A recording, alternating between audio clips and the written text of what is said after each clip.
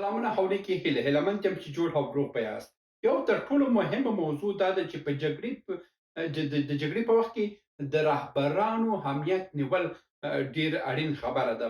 ډیر هیوادونه چې دي خپل په جګړهیز چارو کې خپل رهبران د لاسه ورکوي چې کله هم رهبران د لاسه ورکړه نو د جګړه د دشمن په ګټه تمامېږي. نن په دغه ویډیو کې تاسو ته دا وایم چې ایران او د اسرائیل رهبران خپل امنیت سره کوم ساتلی سي او بل دا چې د محبوبیت خبره اوسي چې څومره دا رهبران خپل خلکو ته محبوبیت لري او د خلک پر ولاړ دي که نه دي. زه پر دغه موضوع باندې خبرې کوم او تر اضافي خبرې تیریږو. دا د اسرائیل موضوع او دا هم د ایران د نتانیاهو او دا هم د خامنه‌ای برخه ده. که راسو د خامنه‌ای د خلکو خبره که هغه مذهبي برخه کې ته وګورو د ایران حدودا 2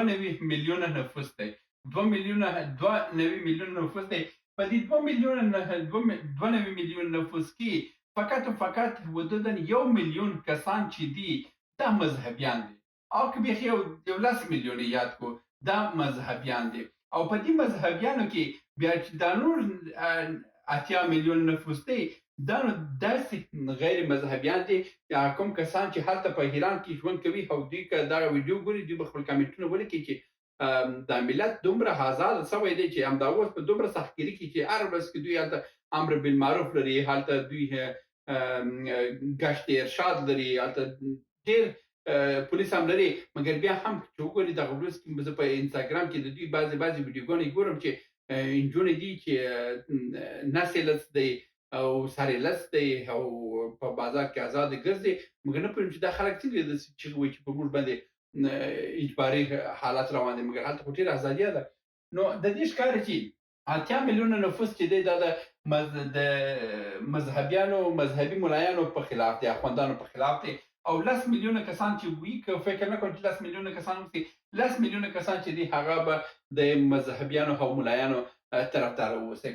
بله موضوع باندې چې که راسم هغه پر داسې کې په ایران کې بیا د قومي ستونزې ډېرې دي، بلکې هغه د ایران د فارس موضوع یاد کومه فارسیان چې دي هغه 40 میلیونه نفوس لري، هغه به رهبري کې دي، دوی خوشحاله دي که هغه خو بیا راسو کردان ته خبره وکړو، کردان پکې خفه دي، بلوچستان پکې خفه دي، که هغه سني مذهبه پکې یاد کو هغه ټول سني مذهبه پکې خفه دي، پکې ترکمنان خفه دي، پکې آذریان خفه دي، پکې لوران خفه دي، پکې عربان خفه دي. دا نور قومونه چې وګورو دا نور قومونه ټول په ایران کې خفه دي او یوازې فارس په دې کې خوشحاله دی او د رهبري هم د فارسیانو په لاس کې ده. نو دلته که وګورو دلته یو لوی قومي انډول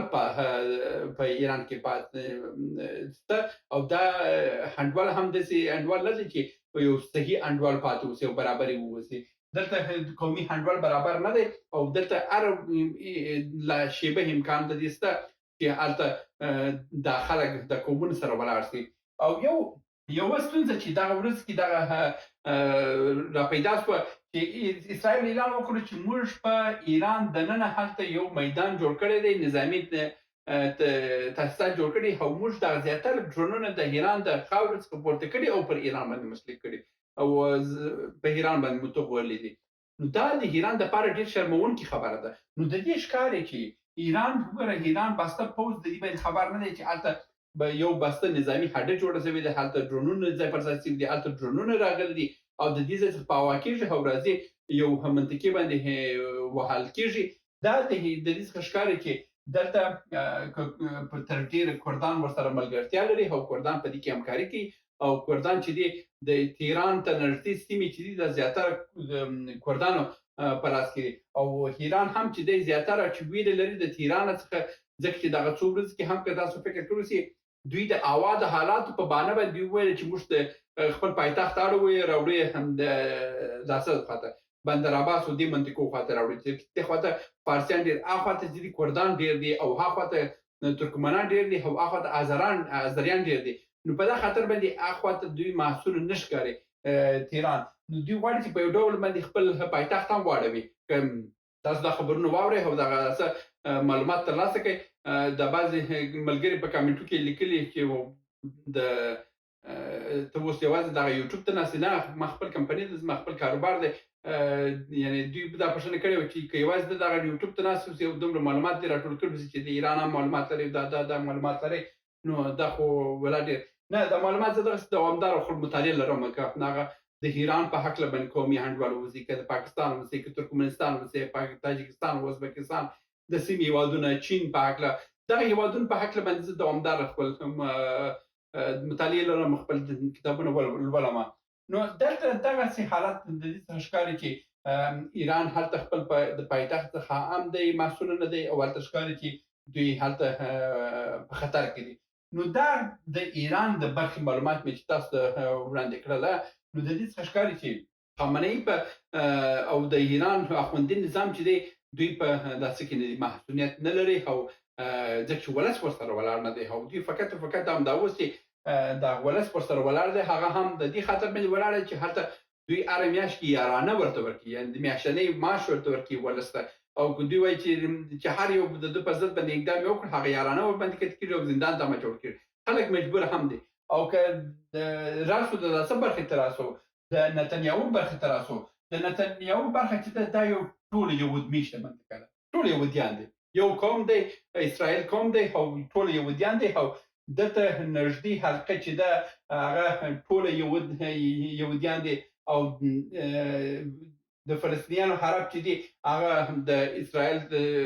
پایتخت ته نږدې عربان دومره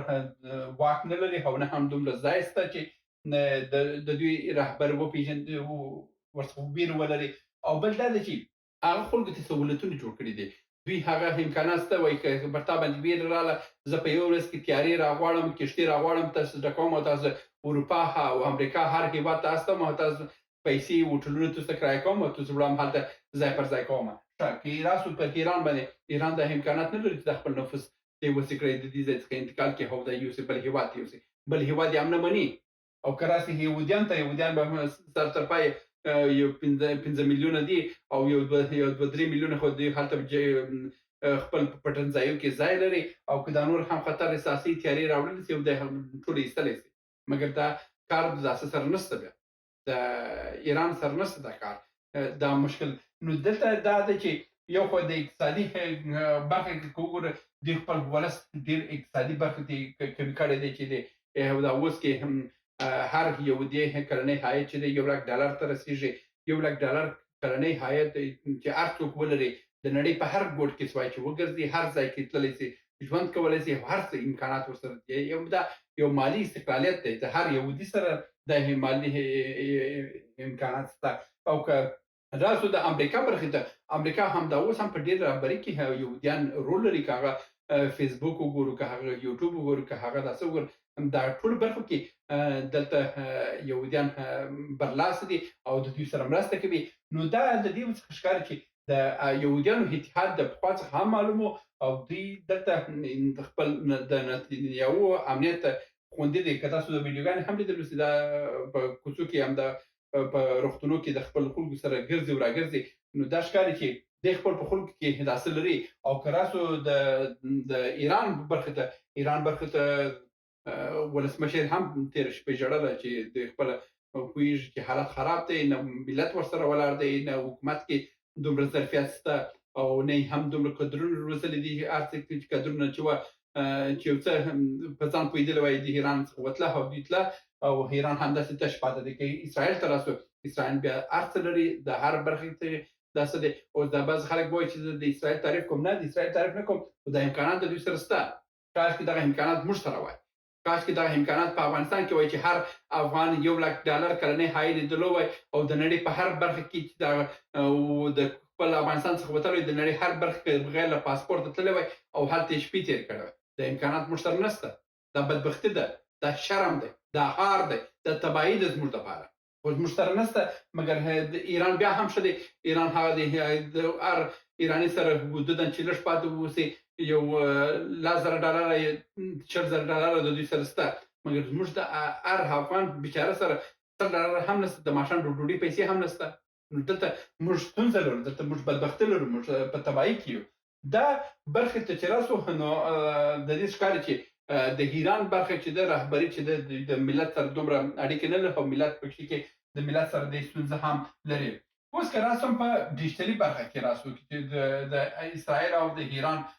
برخه وګورو. تاسو دا اوس کې په فیسبوک کې یو متن د اسرائیل په ضد باندې نسل لیکلی او د اسرائیل په ضد باندې هیڅ خبره هم نسل لیکلی چې دا یا په ویډیو کې خبر نسی کولای او چې وکړه بس تاسو پوسټ هماغه کې ډیلیټیږي او تاسو اختار هم درکړي او کته د ایران په وړاندې هر څه لیکنه وکړي تاسو فیسبوک کې څه نه وای. ما دغه تیر ورځ کې د اسرائیل په حق باندې دوه لیکنې وکړي یوې ویډیو یې ډیلیټ کړ او ویل چې تا په دې ویډیو کې جنسي